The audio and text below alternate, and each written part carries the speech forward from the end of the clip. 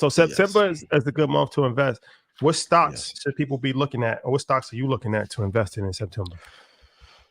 I'm gonna go through the usual. So if you are just beginning, VOO, VTI, which are Vanguard Products, which is the biggest asset management company on earth. You have safety there, Apple, Microsoft. But I am looking at Google. I want to buy more in Eli Lilly because of the weight loss epidemic. I'm looking at Novo.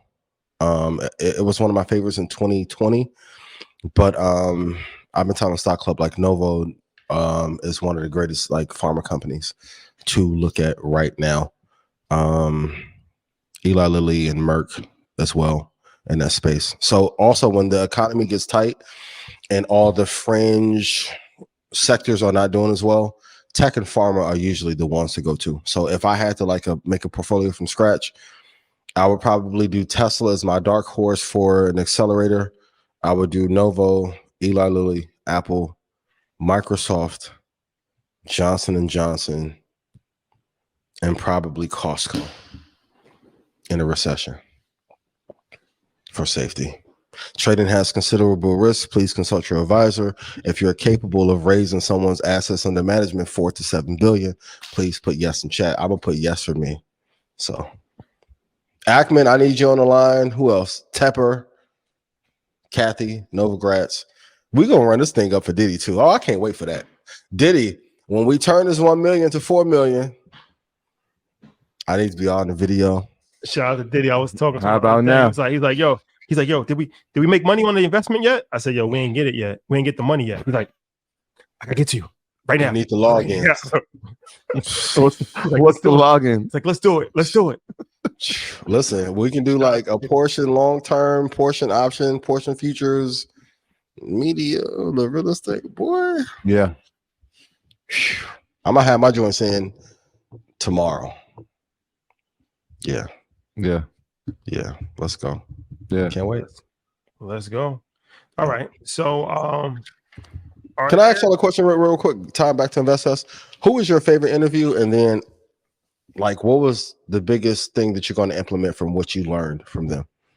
I'm mad it's been a week already. Like InvestUs went by so fast. Yeah. It felt weird this weekend. I'll be honest with you. It's InvestFest. My favorite interview. Once again, I didn't get to see a lot of interviews, so I really can't make a informed judgment on that. No, out of the ones you did. Shout out to Ish. I had a conversation with Ish. Yeah. At the end of the year. I didn't think his commentary was fair commentary, but we spoke about it. We worked it out. But I would say, oh, okay. Damn, Ish, you got checked. Oh boy, Rashad had you in the corner. No. All love. Nah, shout out to Ish, man. All love. Hey, all love. You can get a pull up too if we're gonna talk. All love. The EYL Goon showed up. Nah, not that. Oh my God. Ish said you in the corner in Bayonne. What happened? The pull up challenge. Yeah. It can happen. Oh my God. Go ahead. My bad. Happen. So you guys are much taller in person. Look, I'm working out, ladies and gentlemen, because you never know. These guys be like, oh my God, 5'2". They be like 5'2" in person. Everybody say like, yo, you much taller. I didn't think you guys were this, like you guys are always sitting, so I didn't think you guys were this tall. That's funny. Yeah, I'm prepared. I'm prepared. You see the 6'5" guy with me? But no, how was the dinner? Let's go to a lighter subject. Dinner was great. No, dinner was great. Shout out to the whole celebration was great. I heard the vibe was amazing after you got him out the corner. Happy birthday to Joe, man. Yes, happy birthday, Joe. Nah, those good people, man. Let Ish eat his scallops in peace. Corey, scallop pancakes. Scallop pancakes. That's a fact.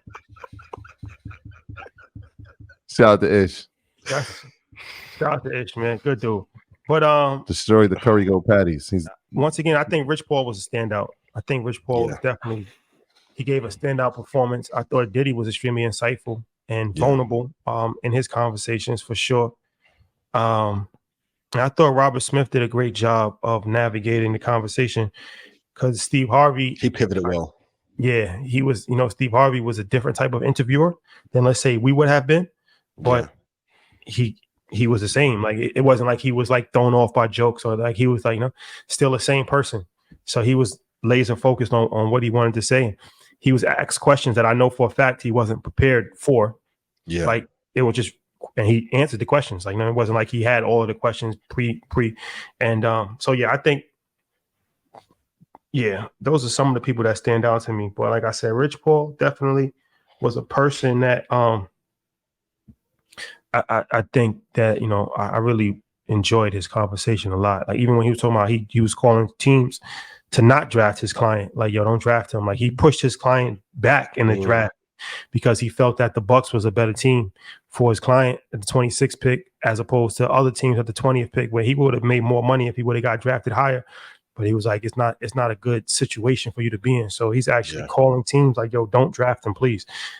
Let's push him back. Like, this stuff, like, it's a lot of insight from Rich, going out to, and saying like how he trains his clients. They go out to dinner. He makes sure that they pay the tip. He makes sure they talk to the waitress, polite, like everything. Like, he never wants to, foster a culture of entitlement amongst his clients.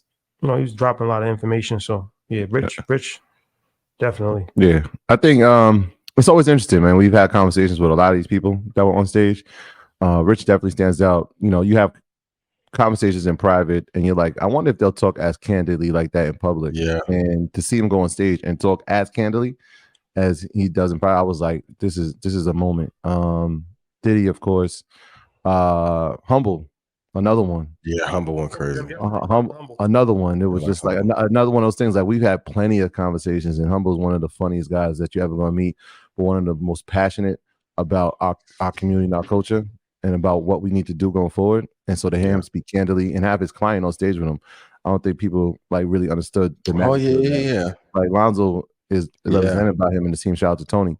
That was dope. And then Terica, I asked Dave Shan, I said, I need her number. I need to talk to her personally to tell her. The stage and we had a nice little interaction. She was like, at the first year I was selling my board game, and I was just happy to be there. So imagine year 3 that I'm on the stage and you're calling me saying this. Yeah. And, it's just, you never know, man. You just never know the impact that you're gonna have on people. And that's what we do it for. It's just like, yo, let's just give as much information as possible. Let's try to add as much value as possible. You never know who it's going to reach. And so to see her go from the marketplace to the stage was incredible. The work she's doing, but what she was saying too about real estate and buying communities, it was like, that was inspiring, bro. Hung a little bit because, we were looking at like, let's get this property. No, we can get this community. I was like, I need to do more. Yeah. Yeah. I think that was the synopsis from that. It was like, we could do more. Like, we're doing a lot, but we could still do more, and we could still put people in position to do more, right? We can't do everything, but we could put more people in position to do more, build our portfolio out even further, and help as many people as possible while we do it. So that was those 3 for sure. And then I definitely, I got phone calls about the Stage B ones panels, so I'm interested in watching those. I know the playback is about to be up, or is up. So I'm definitely looking forward to watching all those panels, because I'm telling you, phone calls were coming in as we're on stage.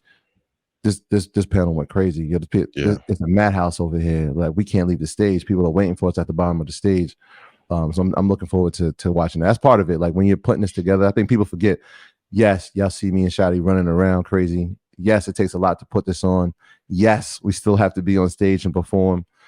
And no, we don't get to watch everything. Yeah, to watch anything. Yeah, I'm gonna take some time out and definitely catch all those panels, because everybody added value. Everybody came with their A game and delivered. So I'm super, super happy about that.